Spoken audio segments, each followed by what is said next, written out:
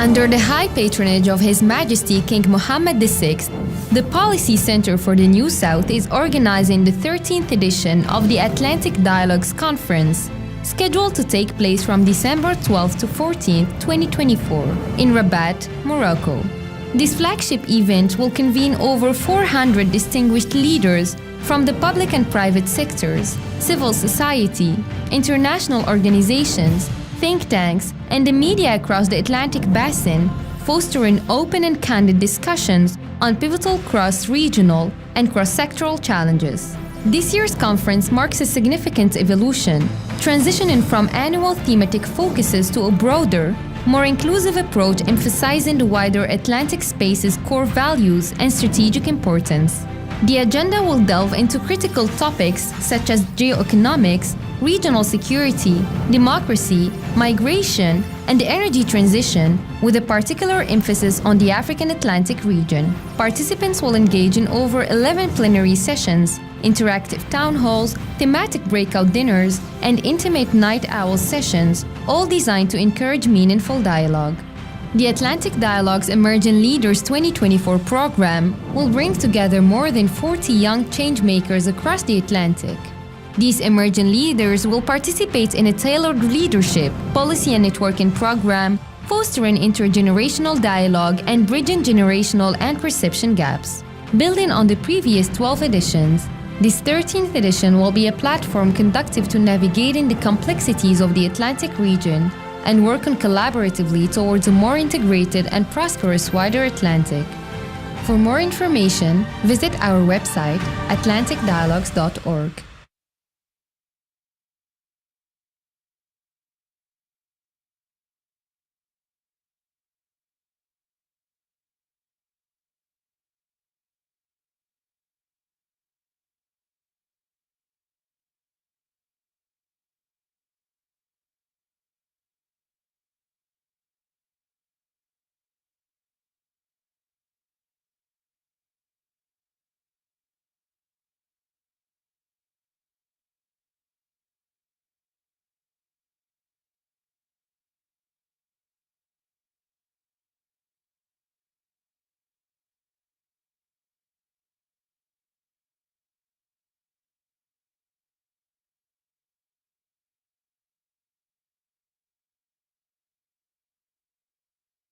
Our host for the AD 2024 ACT presentation, Senior Economist at the Policy.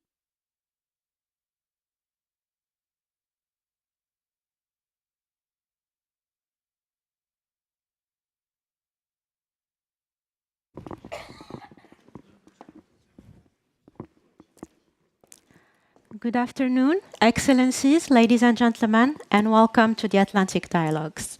I am thrilled to present our conference app, AD 2024, developed in-house by the Policy Center for the New South. So this unique tool is designed to foster better engagement between the moderators and the audience and equip you with all necessary information to effortlessly navigate the conference. However, few pocket agendas are still available for pickup at the welcome desk by the entrance of this building. So now I invite you all to take on your app, your phones or your tablet and open the AD 2024 app. So if you haven't downloaded the app already, don't worry. Please follow along and we invite you to download it using the link that was sent to you via email. You can also find the app on Google Play for Android users and on App Store for iPhone users. Otherwise, you can seek assistance from the AD application desk that is located at the entrance of this building. So let's begin now and enter the app. So when we click on the Atlantic Dialogues logo at the bottom of your screen, you can access the main menu. And if we scroll down, we see that the app is divided into 6 categories. So I'll briefly go over them first before emphasizing some few key points. So first, we have our first section, which is about the Atlantic Dialogues. So here you can find all information regarding the conference, so including the agenda, the speakers, and the participants' biography, as well as interactivity. So if you haven't shared your bio with us yet, please email it to us and we will add it to the app. So let's test one of the following categories and click, for instance, on AD Newsfeed. So here, participants can engage with each other and share pictures and messages. So we see that we already have a first message that is pinned. So I encourage you to be as engaging and as interactive as possible. So now let's go back to the main menu and scroll down to the second section, which is that of the emerging leaders. So similarly, here you can find all information regarding the Emerging Leaders program, including as well the speakers, the agenda, and the participants' biography. So next, we scroll down to the section about the Policy Center for the New South. So when we click on Policy Center for the New South, you can find more details about our think tank. So now if we go back and click on Research and Analysis, we discover a selection of our publications that are published in our website and that are linked to The Atlantic. So let's take a look at one of the publications, for instance, and click on the Atlantic Dialogues Report 2023, A More Assertive Atlantic. It's meaning for the word, and you will be directly redirected to our website. So next, let's return to the main menu and scroll down to your personal space. So here you can find chats with other participants, travel and logistics information, as well as the breakout dinners. So a quick word about logistics. So today is the first day of our conference, and planning for over 400 participants is truly an art. And we want to make sure that you have all the necessary information and support. So if you click on travel and logistics, and if you are an international participant, you will have more information about your hotel, arrival, departure, and pickup time, as well as the shuttle service system taking you to and from the conference venue. And as you know, this year, the Atlantic Dialogues is taking place in Rabat, with hotels situated at least 30-minute ride from the conference venue. So to ensure that the conference proceeds smoothly, we kindly encourage all participants to regularly review the shuttle service system. So now if you go down to the bottom of the page, you will also find the number of the breakout dinner that you have been assigned to following your selection. So now let's return back to the main menu and shift our focus to media and communication. So if you click on newsletters, you will discover the latest AD newsletter. You can click on view, for instance, and you will have a look at the daily best of videos and links to policy centers for the New South media platforms. So we will send you daily newsletters at the end of each conference day, which you will also receive by email. And we encourage you to interact with on us with social media by tagging the Policy Centers account or using the AD2024 hashtag. Now let's return back to the main menu, to the last section. So it's about legal and privacy information, and it provides you with more information about privacy policy, terms of conditions, and legal notices. So now let's go back to the top of the page and click on Agenda to have a closer look. So as you can see here, the agenda is organized for each day as shown on the top of the page. So any update made last minute will appear here. So we kindly encourage you to check it regularly.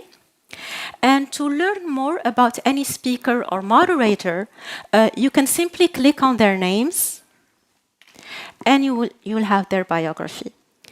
Otherwise, you can also look for them on the speakers section by typing their names in the search bar. So now let's return back to the main menu. And as mentioned earlier, the AD2024 app serves as a valuable tool for moderators throughout the conference. So when you click on interactivity, you can see two elements, word cloud and voting. So let's do some quick brainstorming, and if you haven't done so yet, I encourage you to bring out your phone or tablet, open the 80-2024 app, and click on Interactivity. So let's try first the word cloud. So you can see here a question that is displayed on the screen that states, what are the most pressing challenges currently confronting the Atlantic region? So I will now ask you to write one word to answer this question, and I will give you 30 seconds to do so. So the moderators will be using this feature to engage with the audience throughout the conference to make sure that our sessions are interactive as possible. And the more people insert a certain word to the word cloud, the bigger it will appear on the screen. So shall we look at some results now? So interesting. I see climate, I see security, peace, connectivity.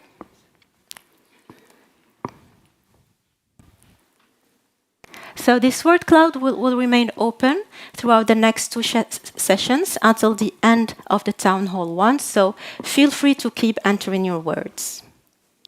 So now let's move to a voting exercise.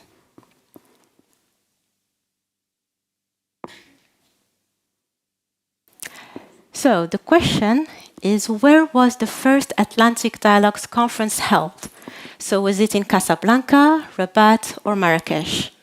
So I'll give you again 30 seconds, and we'll look at some results.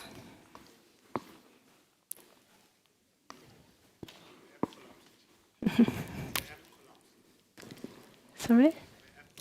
Oh. No. Oh, okay. So can we see some results now? Okay, so most of the room guessed right. It was in Rabat, and we're back to Rabat this year. So participants are kindly requested to wait for the moderator's cue before responding to the word cloud or voting features. Now, to conclude, we encourage you to engage with the Policy Center for the New South social media outlet using the 80-2024 hashtag or tagging us at the Policy Center. And don't miss the opportunity to also follow our live tweet throughout the conference as well.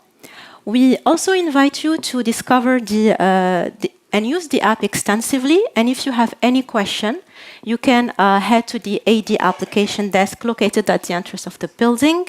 And for any other questions regarding the conference or beyond, you can ask any of my colleagues who are easily recognizable through their white lanyards. So thank you all for your attention and enjoy the conference.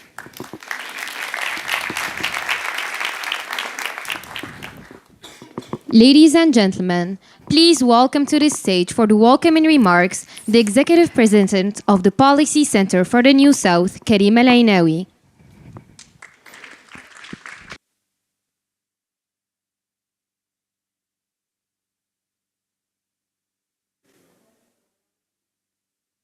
Yes.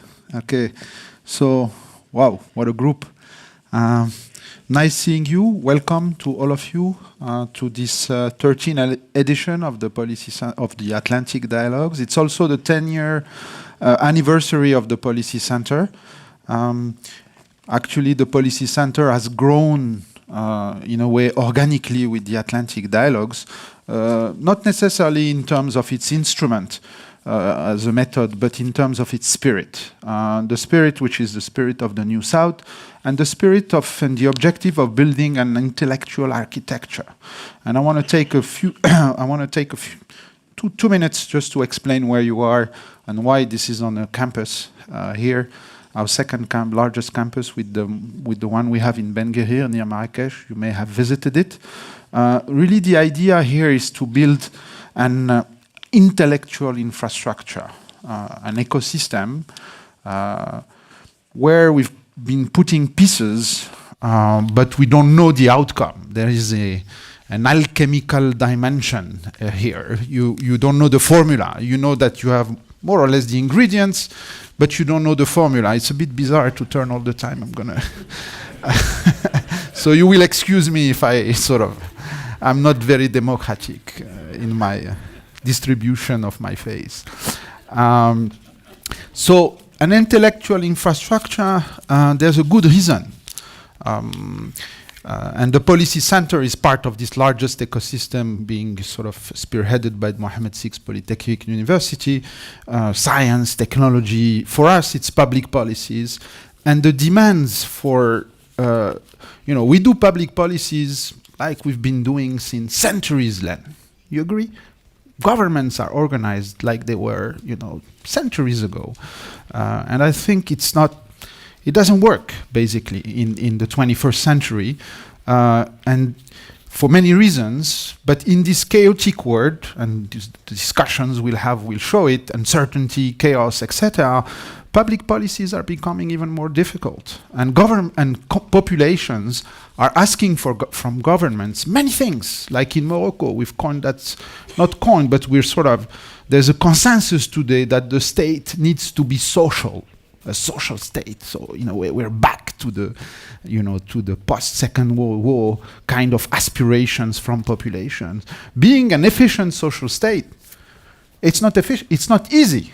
So we often underestimate in public policy the difficulties of thinking public policies, but formulating them and implementing them with success. It's tough, it's difficult.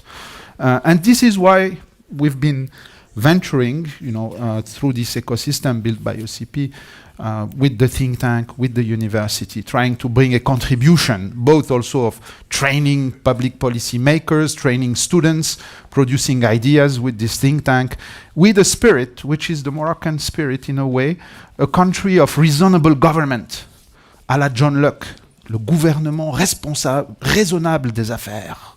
I think it's an important notion that epitomizes what Morocco is about. It's a country that is predictable. And many of our partners, we had some frictions over the past couple of years. They knew if they have taken only 2 minutes to think about Morocco. Moroccans, they're predictable. You break here, you push here, you get this. You push here, you get that. It's very easy. And I think those countries are what is the New South about? Not an ideological South, not an anti-Occidental South. A New South, reasonable, still want to engage with the world, with rationality, based on facts, and with aspiration of tolerance and for a peaceful world, believing in multilateralism and universal values. Don't be mistaken. Don't put all those countries in the same bag. It is essential, and that's what we're trying to do here with this conference. And we've been doing it for 13 years. So observe that sort of regularity and constance in what we do, which, again, is what is Morocco about. We're very glad also that the Atlantic has become a priority for Morocco, with His Majesty the King pronouncing an important speech about the Atlantic and what Morocco wants to do with the Atlantic. So this is for us, and we'll have a dedicated panel about that. This is a vision. There are discussions about how to do it, but it is an open invitation for others. This is not about a selfish initiative. And I think it's essential also that in this very complex world, we don't self-insure at the level of country. There are still collective mechanisms of insurance that are much more efficient, which is what multilateralism is about, what is the vision we're trying to push forward on the Atlantic is about. Let's have collective insurances, not self-insurances, which are very costly, in fact, and not very efficient. So this is the part about the intellectual infrastructure, the spirit of what you're trying to do here, expertise, values, the notion that we are in this world, and the challenges of a country like Morocco, and more generally of this continent, which is, we are a middle-income country, and for us, really the challenge is to escape the middle-income trap. It's to become basically where is Chile today, and in a generation, inshallah. So that's the modest contribution we try to bring, here at the Policy Center, combining academic expertise, knowledge, but with a solid experience of what is public policy making about. And I'm very proud to be surrounded by a great team at the Policy Center. We're today 120. Average age of the staff is 30 years old. I won't mention the average age of the senior fellow. They are as senior as they get, as their age. So, but this is a nice alchemy again that has surprised us in terms of what it has given on the development of the younger staff. So it's important. Special thanks also to my colleagues at the university who have been very helpful to prepare this event. Of course, I won't get into the content. There's fantastic sessions. A few advice, if I may. Advice that is based on the experience of the Policy Center. Try to sink in. It's taking place in Rabat this year. It's maybe less conducive to sort of a sink-in sort of community together. So make sure you have fantastic people you can meet here. We know, of course, not all of them. We've invited some new faces, but most of them, you're all, a fantastic group with lots of expertise and diversity. We have a balanced geographical equilibria here. It is quite unique in conferences. You have Latin Americans, you have North Americans, Europeans, and of course Africans. And as well a couple of Asians. There are not many, but we wanted to have this connection. Today, the community we've built is close to 2,000 people that have came to the Atlantic Dialogue or kept coming back, close to 100 nationalities. Today, you are here, 66 nationalities. So, a powerful group of spirited and committed thinkers with a passion for, world affairs, strategic thinking. So remember the inner breath. That's what is the soul, the nia, the deep, le souffle profond that animates us. The inner breath, it is essential, and you will find it burning in every, members of the Policy Center and the community that surrounds us. So once again. Let me thank you, welcome you to Rabat, to this campus, to the Policy Center for the New South, and we'll engage, inshallah, over the coming days. Thank you.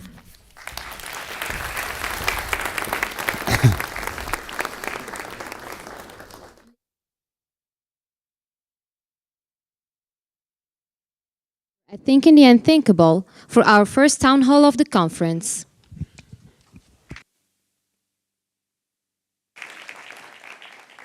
Thank you, Karim, stimulating us, telling us where you're going to be going in the 14th year of Atlantic Dialogues, and that's what we want to get going today. I apologize if my back turns to some of you at some time, but I want to make this into something which is really conversational, really engaging. I want your ideas. There's no agenda for this next 45 minutes, apart from the word cloud, and hopefully we can get that put up, please, as soon as possible. I want you to come as we did last year. I want you to come up with ideas and develop them. Remember what we've just heard, inner breath. We want inner breath to burn here. And that's Karim's word. We want it to burn. That's not the right word cloud, because we're not going to talk about the Royal Atlantic Initiative. If you could go back to the word cloud, which we started on with Reem about 10, 15 minutes ago, that's the one I'd like to look at, because it's about working out what perspectives you have, whichever generation which you come from, whichever location you come from. Have we yet addressed the most important things on your mind? Let's make this an open discussion if I can. We've got 6 microphones. We've got 11 cameras. You can't escape anything. If you want to escape, you leave through the door. But I'd like you to engage, and the more we hear from you, the more I can pick up a theme to develop. I'm giving you sort of as much warning as I can, hoping that hands are going to shoot up immediately, because I can't look at the word count, the word cloud at the moment.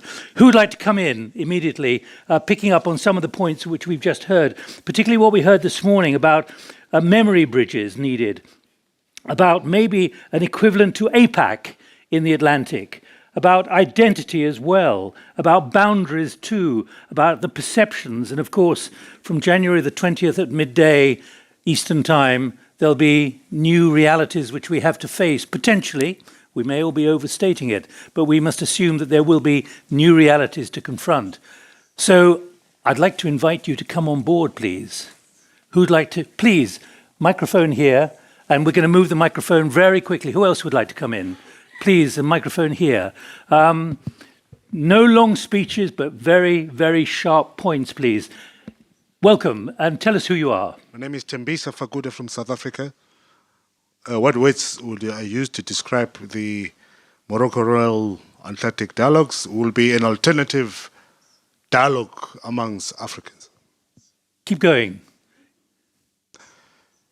A dialogue that seeks to redefine traditional positions. For example, the word Global South, as it was unpacked earlier on, the meeting suggested that we begin to use the word New South, because Global South is loaded with challenges and deep politics. Perhaps the word New South is much more softer. But you're happy to still use the word South, are you?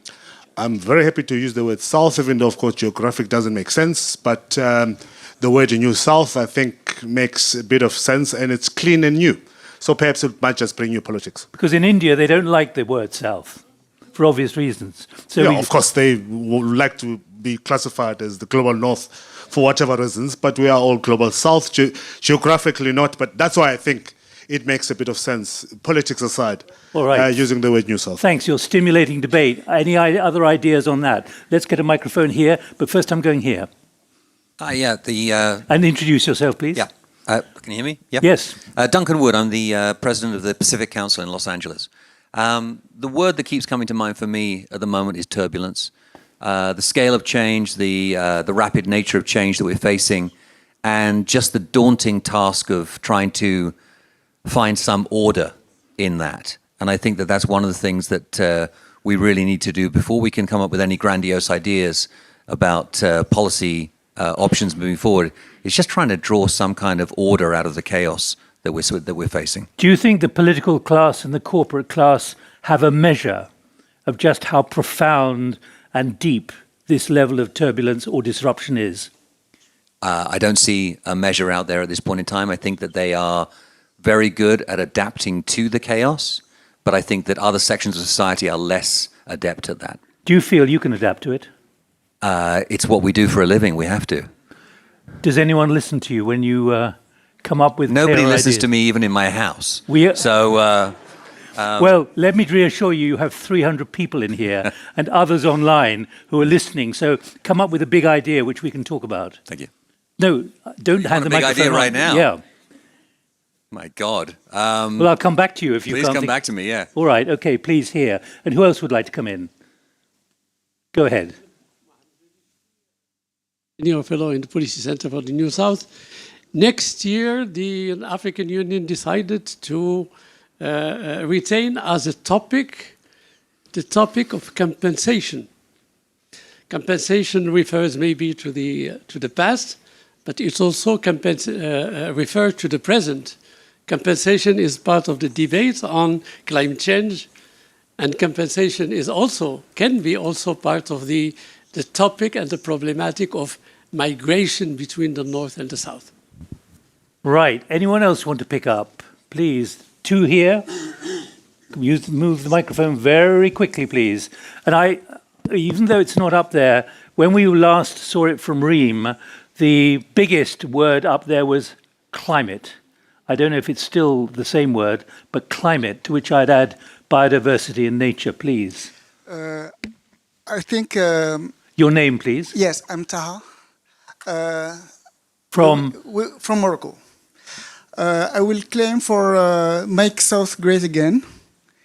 And Make South great again. yeah, South was great because South make the empowerment of the North because of the colonialism, because of Berlin Agreement. It was stated earlier this morning. We are in the country in which one of the earliest maps was designed by Sharif Idrisi back in the 12th century. So I think we are well placed to reshape the narrative about what is South, what is North, what is Central, and what is peripheric. Make South great again. What color baseball cap are you proposing for this? And what kind of word? It's sort of MAGA. Let's make it magics. Masiga. Magics. All right, right. Green magics. All right, next to you wanted the microphone as well. Sure. Hi, I'm Theodora Skiatis, Theo for short. I'm from Cambridge, Massachusetts in the United States. It's my third time here. I really like this conference.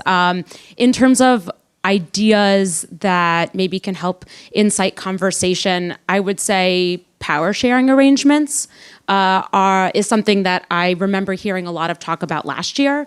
So thinking about, for example, wealth redistribution, whether it's within a country or between countries, so that countries with fewer resources are better adapted to, or have more resources to adapt to the climate change that we're observing around us.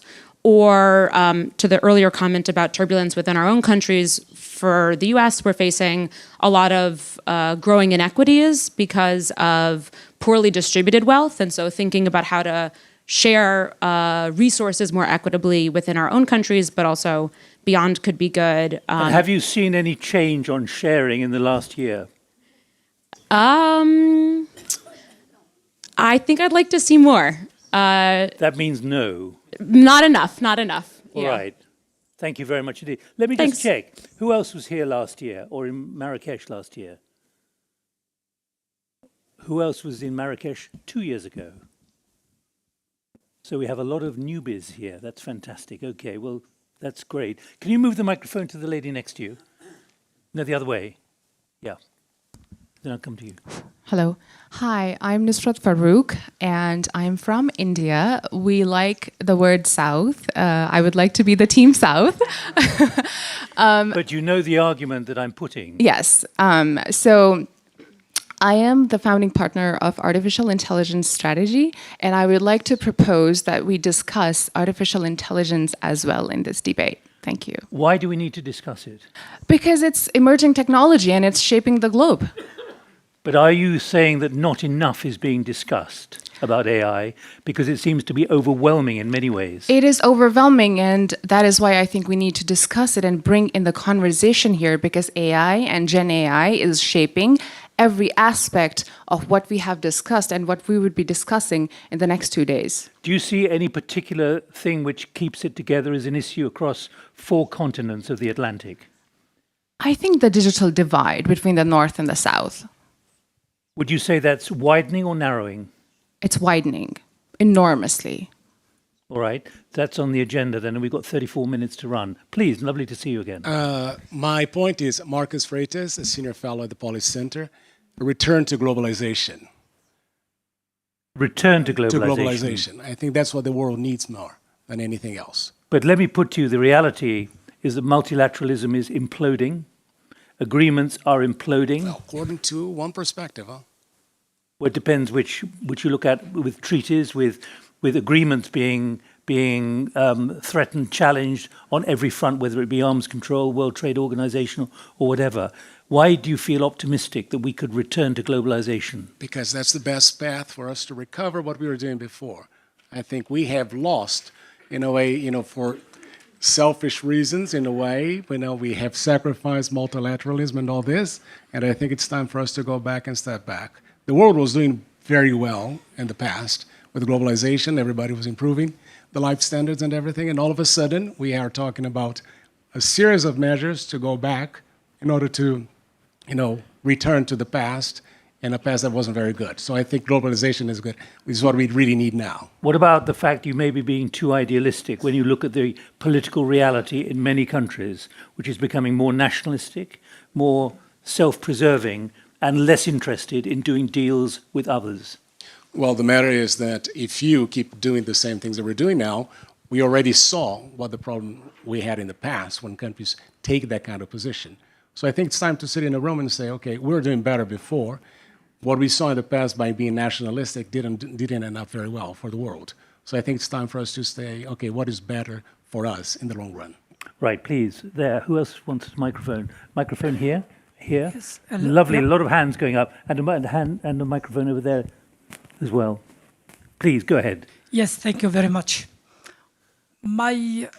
Your name, please? My name is Zahid. I am a former ambassador and I am giving some courses here in the university. Once an ambassador, always an ambassador.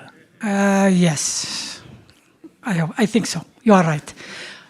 One of my concerns is how to deal with climate change and development of the developing countries.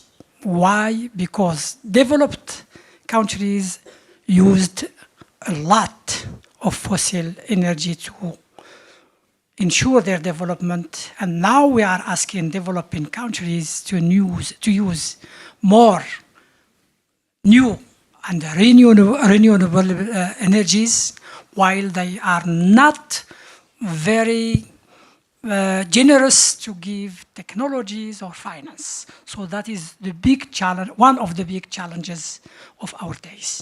You call it change as opposed to an emergency. Would you? Yes. I mean, given Yes. what was in the planetary health check for at the New York Climate Week from Johan Rockström 4 months ago, he said that, and someone quoted it this morning, the boundaries are being transited at the moment.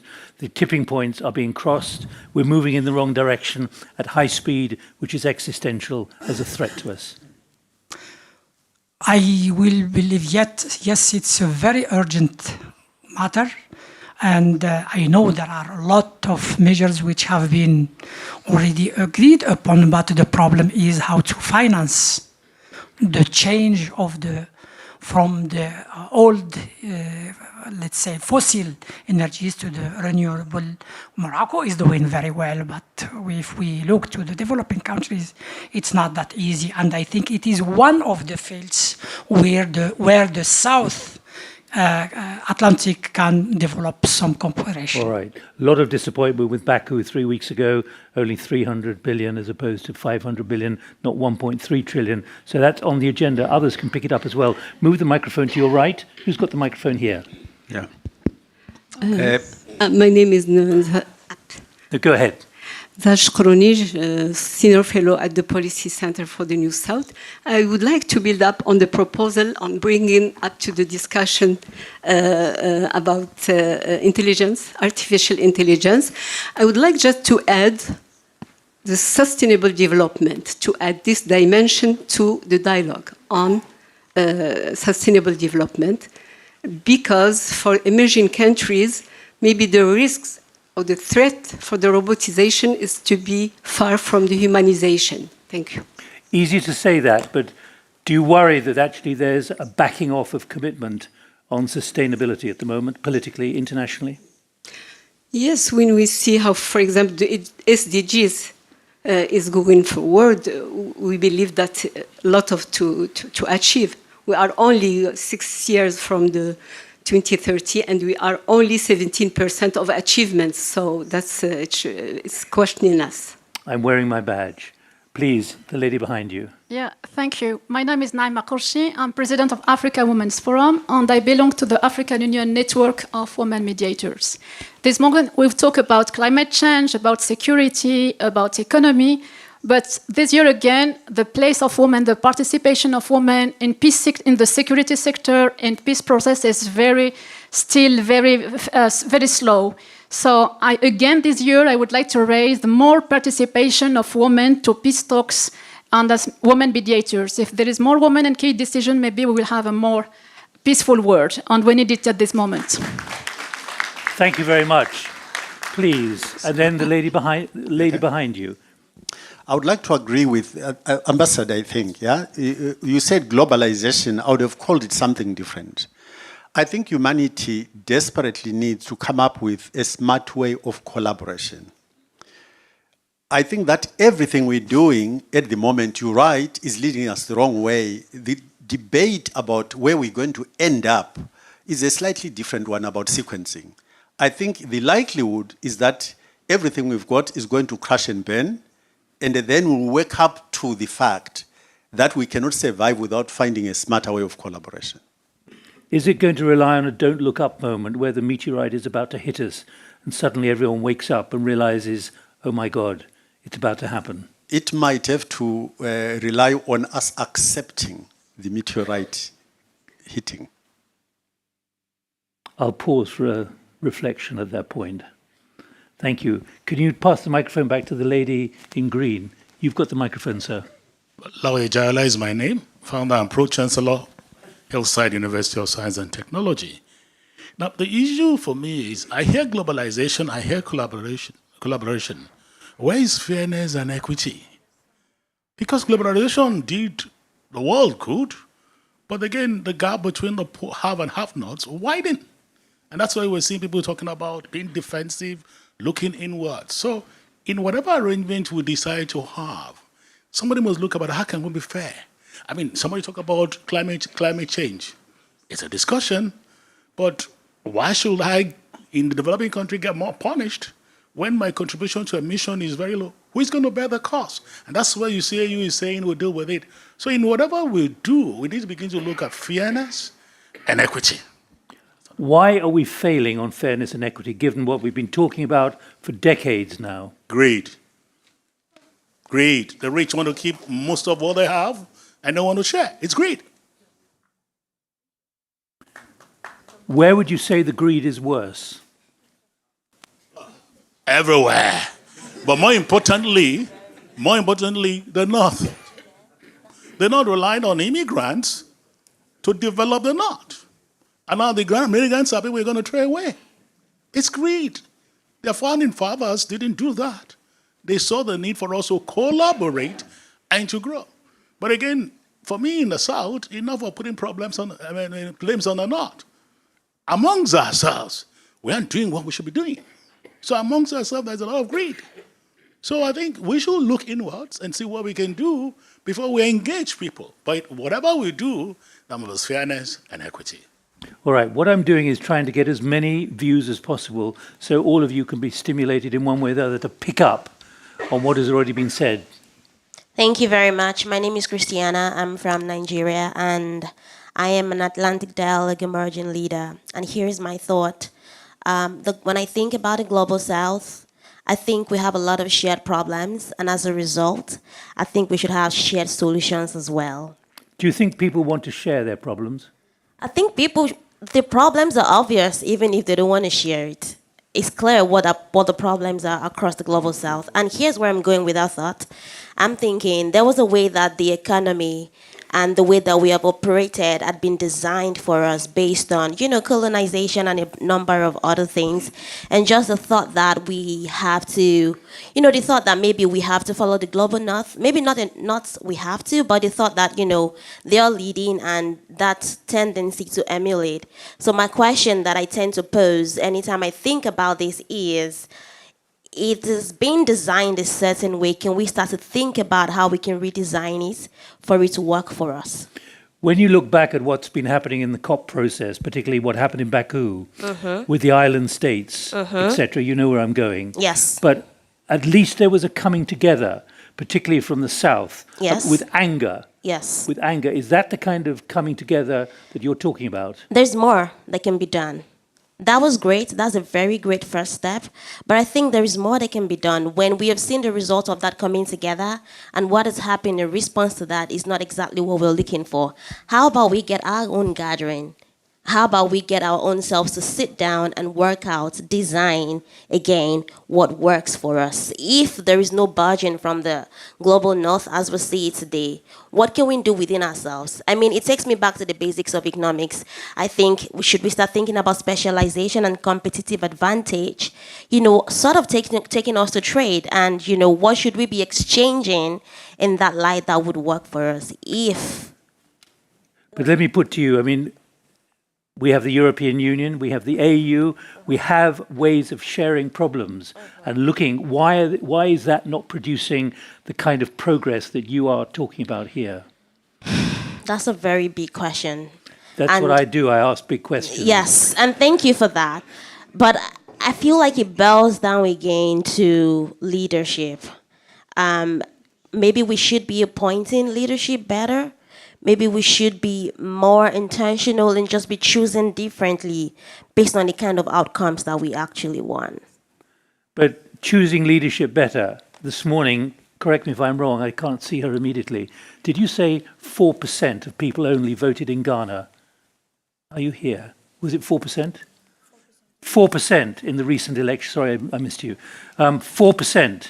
There's the opportunity, but people are not taking it up in a country like Ghana. I have a thought. I don't have a full scope of what happened in Ghana, but I can almost say even that is by design. Why do we have 4% of people voting?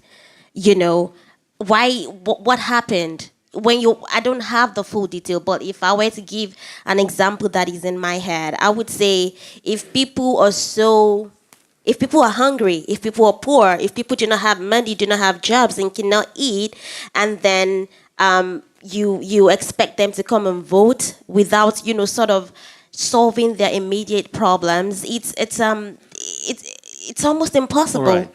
Do you want to come in on this? Because you put it on the agenda this morning. 4% only. Sure. Can we get a microphone, please, to the front? Because we're talking about shared platforms and shared voices. Good afternoon, everyone. Obviously, very much in agreement with the young lady. This morning, I would have expressed similar sentiments in terms of I use the regions of Africa and the Caribbean solving problems simultaneously. So we share that. You asked a question, you highlighted certain regional groups, the EU, the AU, why isn't this working? I think this approach is still very much fragmented. And I think the gentleman across, he did make a recommendation that we create one block with all of the members of the Atlantic Basin, which I think would provide us with a less fragmented approach to things.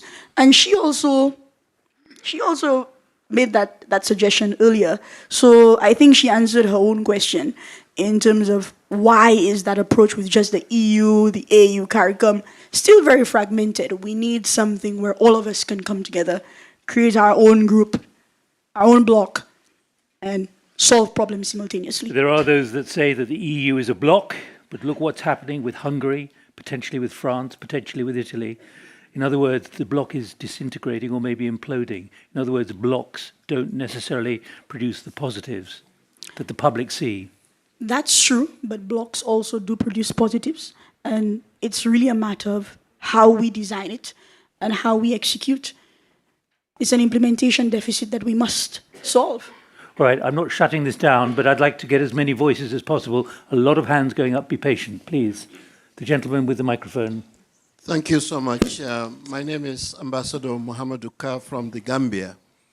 I want to build up on a couple of things I've heard. One is the intervention of Nusrat on the importance of artificial intelligence and closing the digital divide. I must say that we cannot talk about artificial intelligence in isolation of the centrality and the importance of data.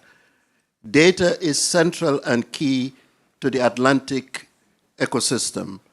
And in order for us to avoid a wider divide, which is the AI divide, we must have a constructive conversation around the importance of data and data governance, as well as all the issues around data, whether it is data sovereignty, data flows, cross-border data, who owns data, who shares data, the security of data, and who can have access to our own data. So I think it's a conversation that ought to happen within the Atlantic dialogue that is often hijacked by just the narrative of the importance or the risks around AI. Do you feel that is achievable, though? We heard the call there for globalization at a time of fragmentation. Do you believe on something like this at the speed that regulation normally takes to actually engineer, particularly among blocks, that it's actually even achievable in the kind of timeline that's necessary? I'm an optimist. I believe it is. I believe that globalization moving forward, or to close and glue this fragmentation, data and the emergence of technology is key and essential. And our voices are needed to ensure that we don't reinvent what we are being shackled with, which is kept hostage by rules that are created around data and the emergence of technology that the voices of the Atlantic Dialogue is not part of. Thank and if you. you allow me, I must also add the other important point of interregional collaborations around trade and investment within Africa, the Caribbean, and the Latin Americans. I think is very, very important. I also heard about issues around, I think it was inequalities. I think we have to talk about how do we build coalitions to address global inequalities and improve representation, proper representation or meaningful representation in multilateral institutions. It is crucial. There is a collapse of rules that have been created that is no more working. For example, in the room, to what extent are we going to avoid to talk about the elephant in the room, which is Palestine and what is happening in Palestine and in that region, and how that is undermining the ideals and the values around our commitment on multilateralism. How can we forge ahead to talk about multilateralism and international law, international humanitarian law, by zipping up? Thank you.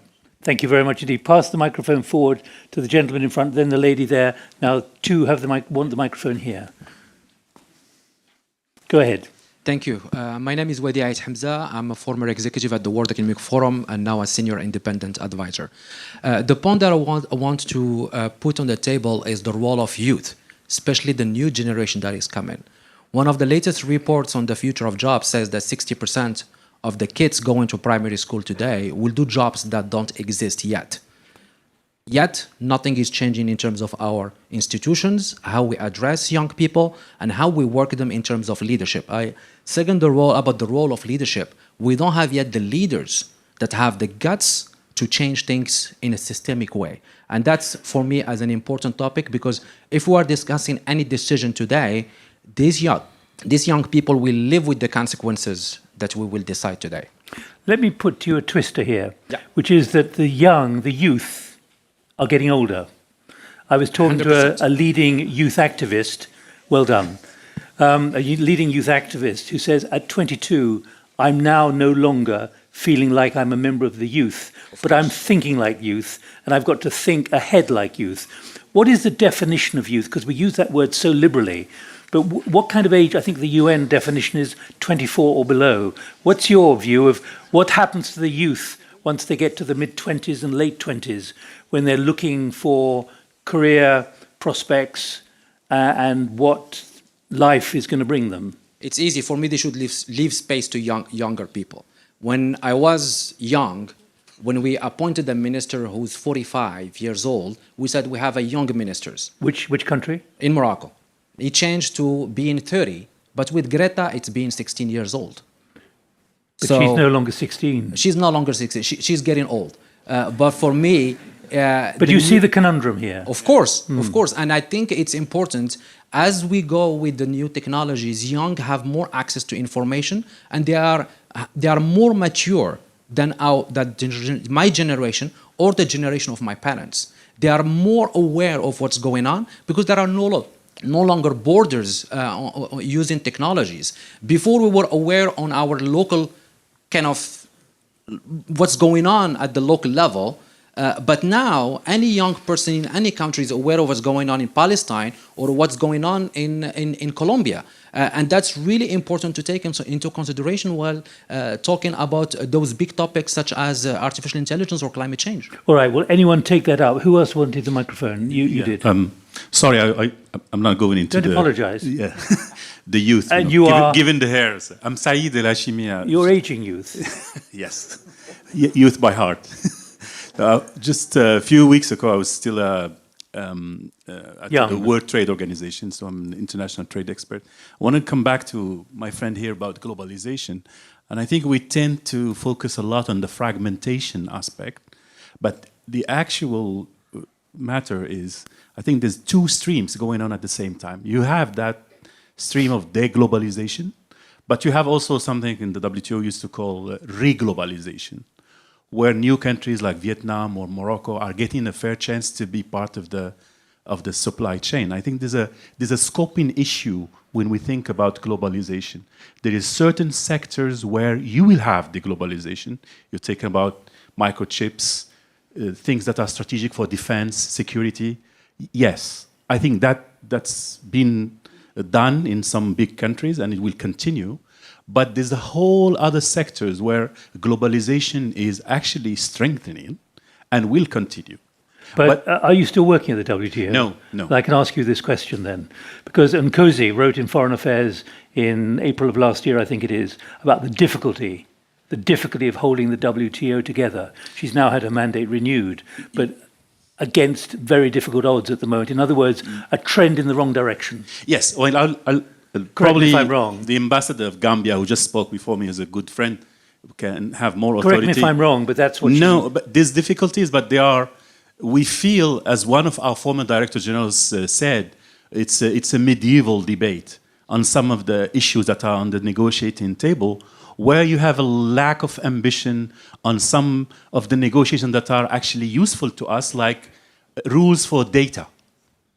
There's a real difficulty to move in that direction, while international trade, international community needs to have precise idea on where we're going with the data. International trade is already, most of it, about online things. I'm just trying to work out, synthesize between ambition and reality. So let's keep this discussion going for the next 11 minutes. Who's got the microphone here? Yes. My name is Hung Tran from Atlantic Council in Washington, D.C.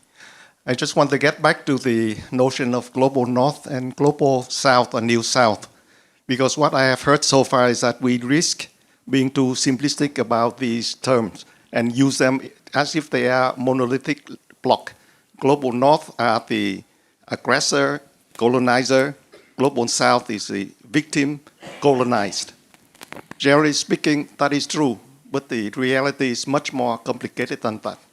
Like the issue of the inequitable distribution of wealth and income.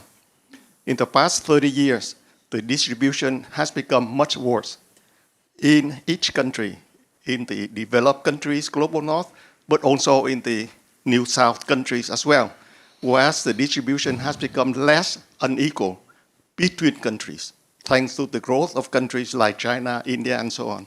So I think that not paying attention to this complexity, the discussion about the need to have an inclusive globalization or inclusive growth will be partial and sometimes wrong-headed. Thank you very much. A lot of people with their hands up. We've got 10 minutes to run. You've got the microphone first and then here. Okay. Thank you very much. My name is Marcos González, and I'm from the Spanish Institute of Foreign Trade. We are about to talk about, or we talked before, about reglobalization. First, I think some issue that we need to tackle is how to escape the domination trap. That is the domination trap. Yes, domination trap. Not to use, it's a term to englobe imperialism, colonization, etc. Because countries, like we are seeing a shift in those trends. We are in the Sahel, for instance, we are seeing a shift from France domination towards a dependency towards Russia, and underneath you have China too. So, and we are seeing that in all parts of the globe, and mostly in the global south. And where does that leave the Atlantic, the four continents, particularly the southern? Exactly, and that's actually a very good point. The Atlantic here, and we can see it very well here in this country, is a way to manage those relationships. That is to say, we can balance by having multiple partners at the same time, which can outbalance each other in order to avoid domination. And that's something that Morocco, I think, is doing very well. Thank you. Pass the microphone to the lady at the back. I'll come to you later. Please come, and then the lady at the back. Go ahead. Thank you very much. My name is Ashok Gulati. I come from a country which is non-Atlantic, a country of 1.43 billion people called India. Thanks to Mariam, this is my first time attending this Atlantic dialogue. The thought that comes to my mind is innovate and learn how to swim against the current. Last 25 years, you had growth taking place and prosperity coming on this global platform more and more from Asia. And that's likely to continue for the next 25 years, if I'm not. Do you think that's understood? That's what I'm trying to say, that the big giants are awakening. One has awakened, another is awakening today, and this story will continue for the next 25 years. The incremental growth of the global GDP is going to come more and more from Asia. So there is a tussle right now between the Atlantic, the North particularly, and the Asia on this side, because Asia has a huge demand base that is coming up, and that's where. So if you want a better slice for the South Atlantic, you have to innovate. Rich people are very reluctant to share. The poor are always together, as you rightly said. Today, the US is talking, make America great again, not sharing the prosperity and the responsibility towards the global South on that front as is needed. And would you put that down to greed? It's within the country itself. There will be richer people who are not ready to share, whether it is Morocco or India or US. So this is human nature. That has to change. We are a self-promoted people who have come from poverty are more ready to share than those who are born in prosperity. So the message is, watch out, India's about. Innovate. That's the only way to win the world and get a greater slice of prosperity. Otherwise, all these meetings, I'm not sure where they will lead. Are you saying, before you sit down, are you saying that India is going to be in a position which is beyond where China has put itself in the last 20 China years? was different a little bit, that they could do the growth process of 9%, 10% for 30 But years. also spending money and lending money. Right. India will be a different model, not as, because it's a very vibrant democracy and a lot of checks and balances, but 7% rate of growth on an average for the next 20 years, you have it. All right, pass the microphone back. Who's got the microphone next? 3 or 4. My goodness, you can see I've only got 5 minutes left. The lady here, let's get the microphone there. Who's got the microphone? Please, you go first. Good afternoon, everyone. My name is Hiba Ouzawit, and I am a student here at the Faculty of Governance, Economics and Social Sciences, second year of master's degree, Global Affairs. Everyone in this room has been talking about big themes, peace, security, trade, economics, etc. But as a student, I would like to raise attention to education and research as two major aspects that would actually help build this identity of the Atlantic that we're maybe lacking today. Why keep this events and these ideas exclusively to high-level meetings and not bring it down to schools? This will help actually believe in this identity and this project that we're trying to build all together within the Atlantic Basin. So I think if we invest more in exchanges, in educational programs, and on one-on-one bridge building between these countries, I think that will greatly help to make the populations incorporate the idea, believe in the project, and that will naturally be reflected on the high level of policy making. I'd like to put on the agenda, because no one has yet put it on the agenda, the reskilling of the aging population as well. It's not just the next generation. Thank you very much indeed. Please. Okay. Let me just tell you, we actually are ahead of time, and I'm looking at my schedule here, so I think we've got another 3 minutes beyond the 3 minutes which are showing up there. Okay, but thank you. don't extend what you want to say. No. Hilary Burfa from King's College London academics. So I'm very happy to hear the comment towards education. I want to push back on Which faculty are you in? Department of War Studies. So I want to push back on what you said about the disintegration of the EU at a time when the organization is producing some of the greatest development across the Union, and that we've also, yes, there are challenges, but we also see agreements being made with Ukraine, with Moldova, with Georgia. There are countries that aspire to be part of a bloc that promotes dialogue and that has taken the continent from one of outright conflict to resolve issues into a more discursive way. So I would push back on that, because if we talk about whether it's the EU... You would accept that the Hungarian presidency caused interesting problems. Oh yes, but that is the case at the UN, at the WHO, at the Parliamentary Assembly of the Mediterranean, any of the blocs. I think when it comes to these problems, we should be willing to put in the work and seek the reform, rather than saying these institutions for dialogue are things that are no longer relevant. Although I know you challenge us to be provocative, but I think it would be dangerous for us not to acknowledge the importance of these fora to have a voice. And then the other point that I wanted to make was to respond to some of my other emerging leaders about the proposal to develop solutions independently. And the small island developing states have the solutions already, whether that's pushing for permanent exclusive economic zones or multidimensional vulnerability indexes. The ideas are there, but they won't be realized unless other states across the world come on board. And we've seen that when there is a push for this, whether that's the hurricane clauses of the Bridgetown Agenda, whether that's loss and damage, which is not enough, but has been agreed this year, steps forward are taken. And so I think that I would be very wary if this conference becomes one where we say we need to develop alone and in an exclusionary way, but rather, coming as well from a post-colonial small state, I'm in favor of agency, but also in partnership, because the problems we face today, like climate change, like organized crime, like data inequality, everything that came up in this forum is what Kofi Annan would have called a problem without a passport, and it's not going to affect just one region or one place. Thank you. But we need to resolve it together. Where are you from? Malta.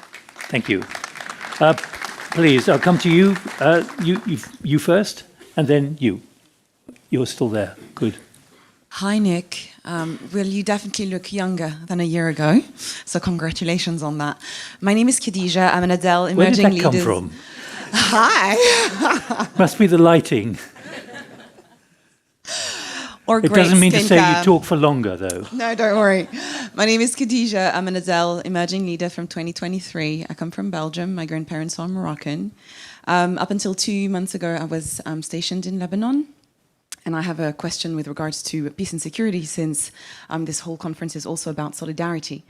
And so if the premise of the argument that in order for us to maintain solidarity, we need more peace and security in the world, my question here to the audience, and it's really a genuine question that I'm asking, what is it that we are ready to give up in the name of peace and security, regardless of our gender? And I'm really responding to my fellow Moroccan woman over there, regardless of gender, whether we're women, men, or whether we identify as anything else, what is it that we are ready to give up on, particularly in the Atlantic?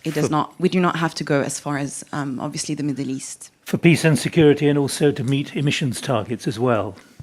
Yes. Thank you very much indeed. Please.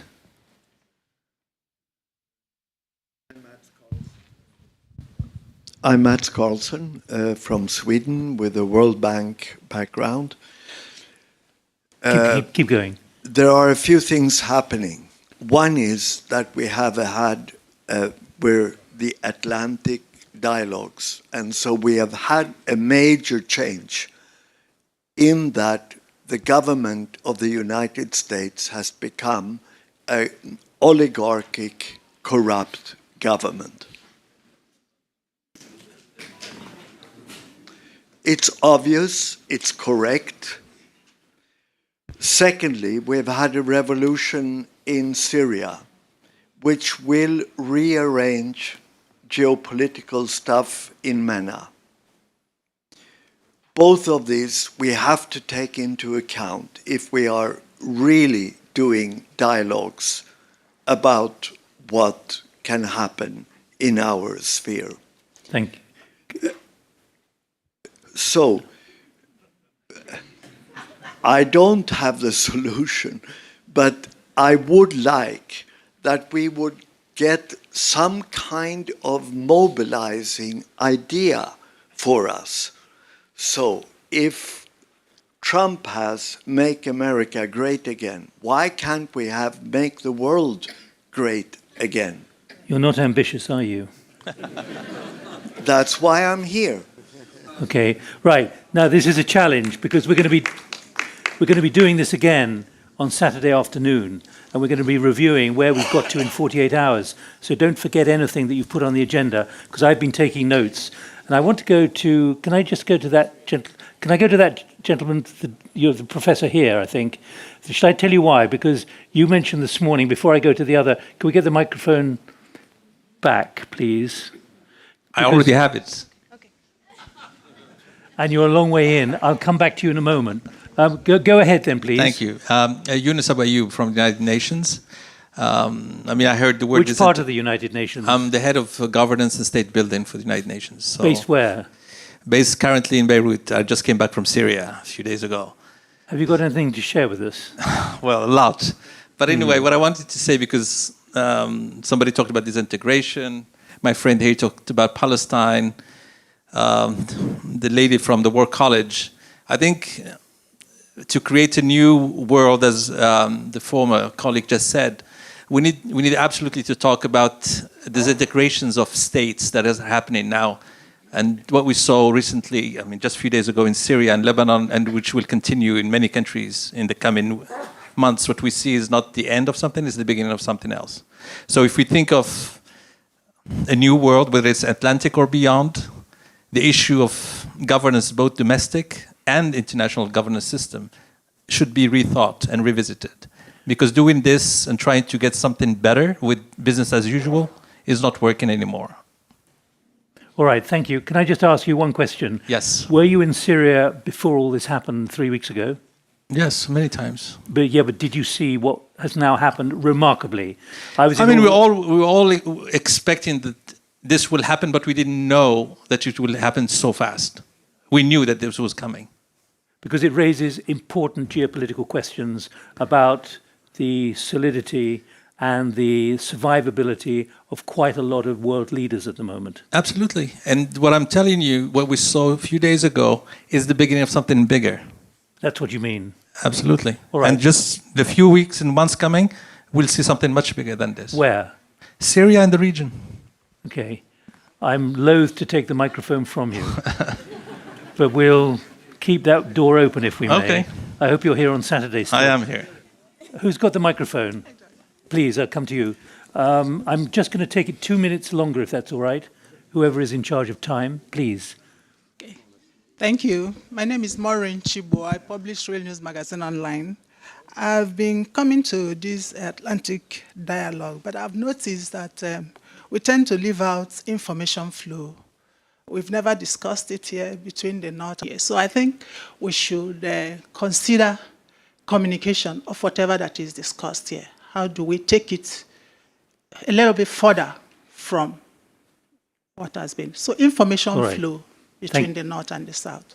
Communication with the public, and I think that's an issue on the climate emergency as well. What on earth do they do if they've got to reduce their emissions? Right, I'm coming to you because I wrote down this morning what you said we need new memory bridges. Yes. I'm wondering whether we've begun to establish any memory bridge in the last 45 minutes. We're trying, I think. We're trying. No, but I would like to speak on another account. I listened to some of the people speaking about artificial intelligence, and as much as we should embrace it, because potentially it can really narrow down social, digital, and also geopolitical divide. But I think we should really seriously think about social and emotional learning, what is called SEL. Because there has been so much focus on STEM, science, technology, mathematics, and engineering.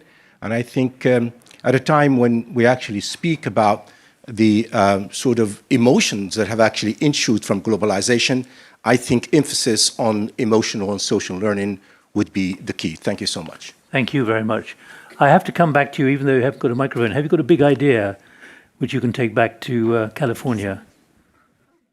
Could you bring the microphone? Because you've had 40 minutes.